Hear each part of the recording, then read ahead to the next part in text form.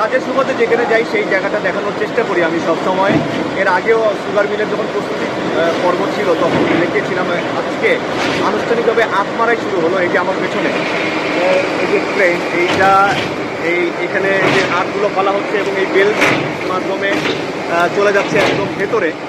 ওই যে চারকোনা যে বাক্সের মতো জায়গাটি দেখা যাচ্ছে, ওখানে আখ কাটা হবে এবং এরপরে মূল কারখানার ভেতরে ঢুকে যাবে এই আখগুলো এবং বিভিন্ন ধরনের প্রক্রিয়া শেষ করে চিনি এবং মোলাসেস গুড় এটা বের হবে। এবং এটার ভেতরে যে কি পরিমাণ কর্মযজ্ঞ চলে, কত বড় বড় মেশিন দিয়ে, এটা আসলে নিজের চোখে না দেখলে সেটা বিশ্বাস করাটা কঠিন বা জানাটাও আসলে খুব কষ্টকর। কারণ এর ভেতরে যে বড় বড় মেশিন দিয়ে যে কর্মযজ্ঞটা চলে, এই কর্মযজ্ঞ আসলে আমি চেষ্টা করবো দেখানোর, যদি আমি ভিতরে ঢোকার সুযোগ পাই আজকে।